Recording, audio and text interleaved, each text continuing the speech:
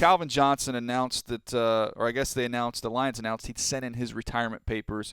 So Calvin Johnson's career comes to a close, Buck. And, man, when you look at the numbers that he put up, forget like the physical abilities, the numbers stack up pretty favorably over time when you just see, across the board, the receiving yards, the receiving touchdowns, all the way down. Since 2007, there's been nobody better. Nah, nobody better. You're looking at he's first in receiving yards, first in receiving touchdowns, 46 100-yard games, which is first, and 105 25-plus yard receptions. That's remarkable production for a guy that was the number one receiver, and for a large part of his career, didn't play with necessarily a dominant guy on the other side. Despite facing double teams and sometimes triple teams, he was still able to dominate the game on his side. Says a lot about his talent and his freakish abilities that you alluded to.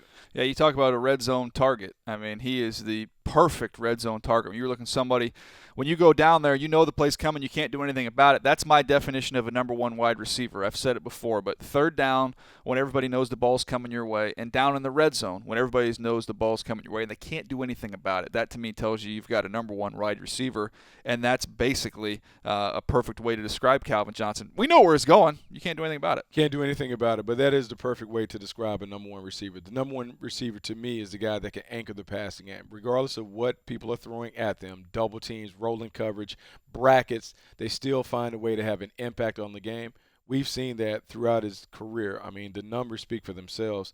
The fact that he was able to put up so much kind of production, particularly down in the red zone, facing all kinds of coverage, speaks volumes about his ability to get open and to be one of the dominant players in the modern era. Before we go back to his evaluation process when he's coming out, let's just kind of focus in on that one special year he had. When you look at 2012 and these numbers, you want to talk about numbers.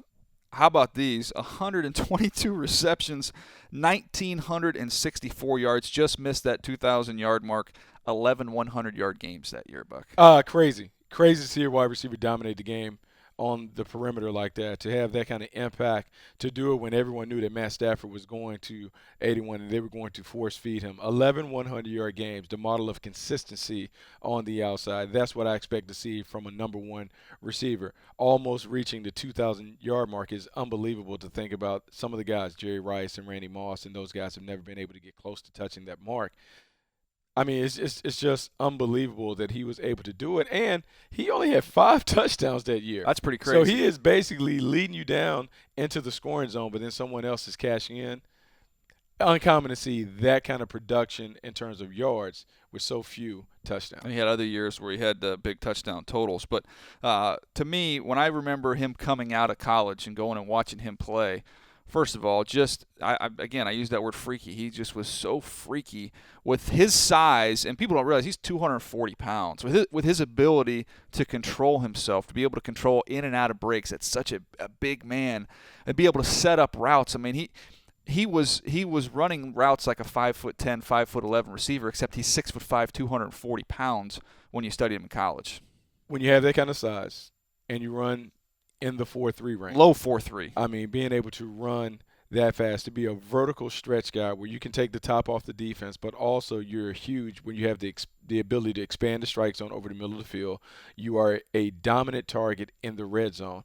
You just don't find guys like that. And I really feel like Calvin Johnson's success kind of made the big receiver in vogue. Everyone wanted a big-bodied guy, a guy that could post up, a guy that could win those jump balls, those 50-50 balls like Calvin Johnson could. And so we're seeing the wide receiver position change, and a large part due to his contributions, also Randy Moss and some of the other big guys. But we didn't see many 6'5", 240-pounders playing wide receiver in the National Football League prior to Calvin Johnson jumping in. And before we get to where he ranks all time here, Buck, one thing I don't know that people really appreciate just how good of a dude Calvin Johnson was and how liked he was inside that locker room. He came out before him. Remember, this was a diva era for wide receivers. You had T.O., you had Ocho Cinco. That's where it was headed.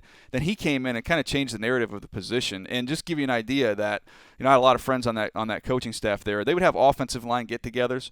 The only person outside the offensive line that would come to every single one was Calvin Johnson. He was like an honorary member of that club. I mean, they used to go over to teammates' houses. They'd be out in the street, shooting water balloons up in the air with the neighborhood kids, and there's Calvin Johnson out there doing it. I mean, he's just a good, humble dude. Humble dude. I had the opportunity to meet him, I want to say at Super Bowl 42 42-ish, maybe some 42 or 43. Had a chance to meet him, talk to him. Very nice guy, a guy who had his head on straight. He was humble despite the fanfare. He is one of the best guys when you talk about guys around, guys that you can emulate, guys that young guys should point to.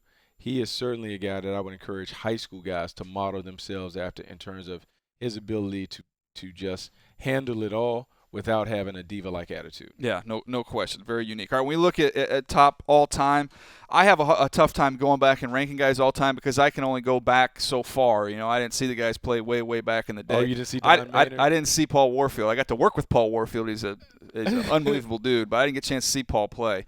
So I have a tough time saying all time. I just go back to since I've been doing it.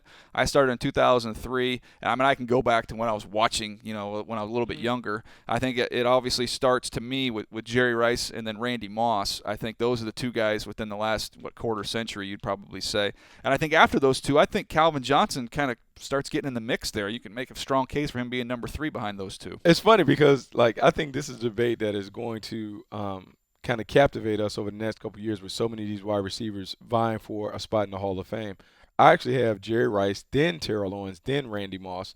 I think it's all semantics. So you got T.O. over Randy Moss. I do, and I think some of semantics. It depends on what you like. I mean, I feel like T.O. was a dominant player from beginning to end. Randy Moss, that Oakland phase and the Tennessee phase just kind of like stands out to me. But both guys are dominant. Both guys are Hall of Fame worthy. I believe Calvin Johnson falls under that tier, but he's definitely in the conversation. You know, I think you'd be hard-pressed if you had the conversation of who would you rather have, a Marvin Harrison or a Calvin Johnson. You could have that debate, and I believe a lot of people would side with Calvin Johnson because of the physical dominance that he has on the perimeter. No question. He's definitely in that list of players. It's pretty impressive company.